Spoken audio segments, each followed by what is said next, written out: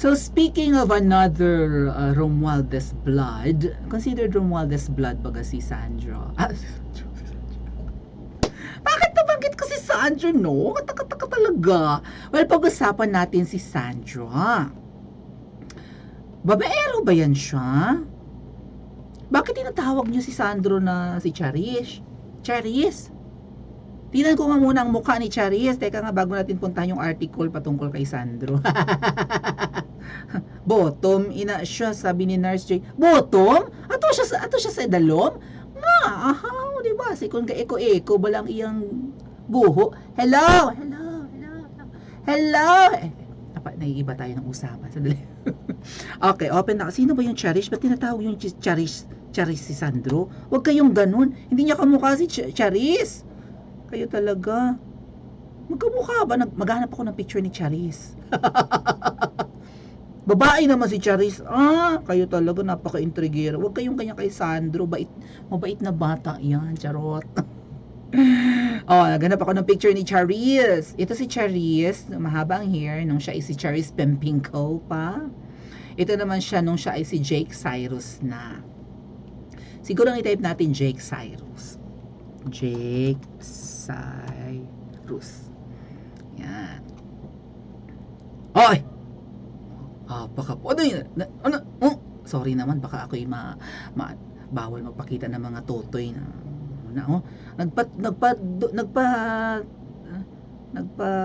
ginpa tapyas gali niyang iyang dughan, no? Gwapo na sa iya subong. Angay man sa iyang ako, no? Angay man sa iyang laki siya, no? Pero diri bayi pa siya eh. Bayi pa. Baji pa siya, no? Baji. Gwapo man sa iyang pagkalaki, ho. Ba, kung matuod ni nga laki, crush ko ni. Magkamukha ba sila? Ay, nakulbaan ako sa iyang dughan nga gintapyas na gali. Nagpamasektomy na gali siya, no? Ay, amo na ang isa sa mga bagay nga conscious gid ang aton mga kaigsuunan or mga utod naton nga mga tomboy, no? Kay nabudlayan gid na. Naintindihan niyo ba yung pagbibinisaya ko? Nahihirapan kasi sila na ang ating mga kapatid sa LGBT na mga T-birds ay nahihirapang magbihis ng panlalaki kapag may dibdib. So nagpapamastectomy sila. Nagpapatanggal ng bobelya para hindi na kailangan magsuot ng mga girdle ba? Kay kabudlay man maginawa kung may girdle ka sa dugan. Tugutok man na siya kaayo, no? Kinahanglan gid bala nga flat diri agud daw sa laki gid bala. Kaya may bungot din siya, may bungot nga gamay. May bungot na siya, no? So magkamukha ba sila? Sandro. Ngayon, Sandro, sino yung nilalambutsing mo? Iniintriga ka ni Miss Pebbles? Gwapo naman to si Sandro eh. Gwapings naman, di ba? Pero ang pinakagwapo syempre yung pangalawang anak ni Ma'am Shi at saka ni Pop Shi, yun yung crush ko, si Simon, no? And then yung pinakamabait daw sa tatlong magkakapatid, yung bunso, si Vinny or si Vincent. To panganay si Sandro, 27, 28 years old na po yata. Pero since 2025 ang elections, hindi pa for senatorial elections, hindi pa to magka-qualify para tumakbo bilang senador. So kongresista muna siya, no? Saka na lang yung mga pangarap niya sa mga higher positions. Pero ang girlfriend niya, si Alexa Miro. Hanap tayo ng picture ni Alexa Miro para kita nyo rin ang ating mga hinahanap siya na. Ano ba siya? Babaero ba siya o akla siya? Bakit nyo tinatawag na Cherish? Si Cherish, ang ganda ni Alexa, ang tutoy, ang tutoy. Ang bubelya, mga ate at kuya, sexy. Di ba magjowa sila, allegedly magjowa, pero hindi talaga pa rin inaamin ni Kong Sandro na jowa niya si Alexa. Pero malimit natin makita si Alexa nga dakog dughan na bumababa lagi sa AFP parang jet plane, parang presidential plane, ganon. Ayan si Alexa, sexy star. Ang iba nga hindi boto kay Alexa kasi si Sandro kahit papano ang kanyang reputasyon ay si Alexa. Ang reputasyon ni Sandro kahit papano, 'di ba, galing sa isang prominenteng pamilya. So kagalang-galang pa ba hanggang ngayon mga ate at kuya ang pamilya ni Sandro? Comment nyo nga sa comment section. Pero at least, di ba, prominenteng pamilya ng mga politiko, kilala sa lipunan. Ang mga politiko hanggat maaari dapat malinis ang kanilang pangalan, walang mga kalaswaan. Ano ba yan? Pero itong si Alexa kasi, ano ba yan? May virus. Dahil nga buisit niya, kinabuhi ini. May virus yata. Hindi natin ma-open yung sexiness ni Alexa, no? Talagang si Alexa walang takot sa pagbuyang-yang ng sexy niya dun sa rightmost picture niya, oh. No? Sexiness. Oh, kola-kola body. Oh. Talagang ang bobelya ni Alexa. Oh, pak! Ang laki ng bobelya, ate. Umaawas sa bra, ate. So, talaga nga namang, 'di ba? Pantasya. Ay, ang bobelya, ate, ha. Ang mukha ni Alexa parang inosente. Pero ang katawan niya talagang pang sexy star. Pak! Walang takot, walang mga maiitim na singit, walang sumpa. Malaki ang papaya. Allegedly yan daw ang girlfriend ni Sandro. Pero hindi naman niya inaamin, pero malimit nating makita sa mga pictures na bumababa si Alexa kasama si Sandro sa isang presidential plane na may bitbit pang ang aso si Alexa. Nakapag-vlog na ako dyan. Pwede nyo hanapin yung mga old videos natin. Ngayon, sino ito mga ate at kuya? This is Yasi Pressman. May parang half-breed rin yan si Yasi. Parang dugong kano din. I think so.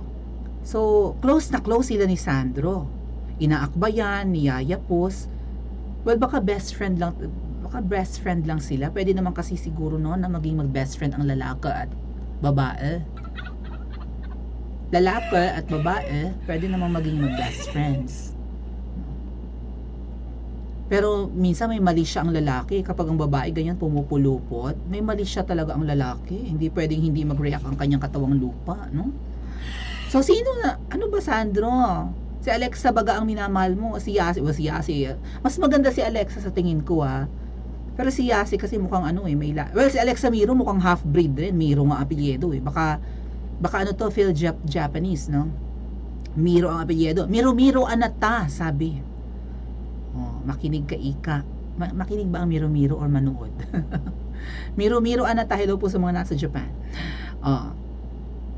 So, sino baga talaga, Sandro? Teka lang, ha. Tingnan natin yung reaction ni Miss Pebbles. Goodbye, Alexa. Aroy ko, sinitsapwera na si Alexa. Yung alindog na yon, ang laking papaya ni Chapwera. May naisip akong bigla. Di ba si Alexa nasa Itbulaga? Hoy, Alexa, mag-ingat ka kay dalawang lalaki. Dalawang lalaki, makamandag talaga. Ang isa doon artista, ang isa ay mayamang prominenteng tao, di uman. Sige, mag-ingat ka, Alexa. Puro kalandian tong si Sandro, Diyos ko po, sana nag-artista ka na lang. So, nakikipagharutan sa artista, baka naman close sila. Super close. Grabe, pag ibinaba ni Sandro yung dalawang kamay niya, saan lalapat kaya yan, no? Nakaangat pang konti, habang niyaya po siya ni ng ganon. Ito namang si Yasi, kiss-kiss na ang puwit nito sa kandungan ni Sandro, Tapos nakasandal ng gayon. Sabi natin, Sandro! Sabi ni Yasi, nakadikit na ang puwit sa kung saan man. So, si Sandro, hindi totoo yung mga chika na si Sandro ay akla. Kaya tinatawag yung Charis. Si Charis ay tumboy. Yung Jake Cyrus kanina, di ba tumboy yun? So, si Sandro, hindi totoong akla siya. No? I don't know. Anyway, may mga akla naman po kasi yung mga bisexual. Hindi ko sinasabi si Sandro bisexual, May mga lalaking bisexual, kaya nga bi, kasi pumapatol sila pareho sa babae at sa lalaki. Yung mga akla na bihis lalaki, yung iba nga nag-gym pa, nagpapalaki pa ng katawan, di ba? So, pumapatol yun pareho sa babae at sa lalaki. Hindi katulad ko na akla na kita pa lang aking doghan na nakakahiya kay Yasi Pressman at saka kay Alexa. Nakikita nga akong doghan na waiman flat man gani. Kadalom sa nga akong cleavage kay waiman ato pa sa ubos pagidya ang cleavage di makita.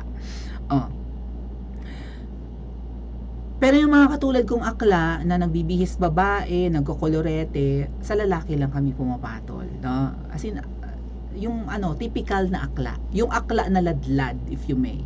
Yung mga akla na discreet, yung mga silahis nga po na nagpapalaki pa ng katawan, poging-pogi, pero pogi rin ang hanap. Marami pong ganyan. At saka ang katwiran din po ng ibang akla na ganyan, bisexual.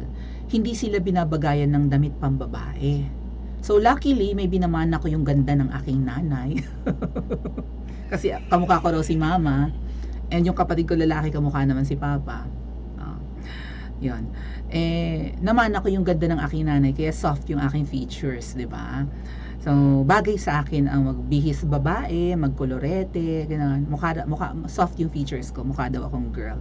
Pero yung mga akla na lalaki, hindi talaga, may mga bakla na hindi, or bading na hindi binabagayan ng pagbibihis babae.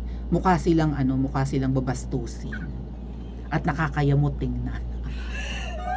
Kaya, gustuhin man nilang mag-cross-dress or magpaka-transgender na katulad namin, ay hindi talaga binabagayan. Bihis lalaki lang talaga sila. And anyway, nagbibiktimahan yan sila. Lalaki sa lalaki sila. Espadahan sila ng bonggang-bongga. Charot lang. Di ba ganon? Kaya sabi nyo, di ba, may mga bakla na pumapatol sa kapwa bakla. Yun yung mga bading na bihis lalaki. Kaya na-attract sila sa ibang kauri din nila na bading. Kasi bihis lalaki din. So nakikita nila na kanasa-nasa, di ba? So may mga ibang bading na ang gusto lang talaga ay totoong lalaki. May ibang, alam nyo bang may bading na ang gusto ay bading na mukhang babae? may mga kaibigan akong silahis or mga bihis lalaking akla na ang trip naman nila yung mga katulad naming mga feminine. Ayaw. Sari-sari, no?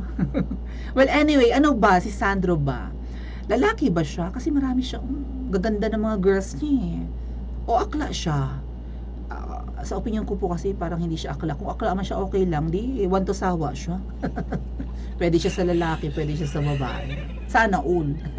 Ang puso ko kasi parang lang talaga sa lalaki. Hindi ako attracted sa babae. Mukha akong babae. Ang gusto ko sa babae, maging friendship lang.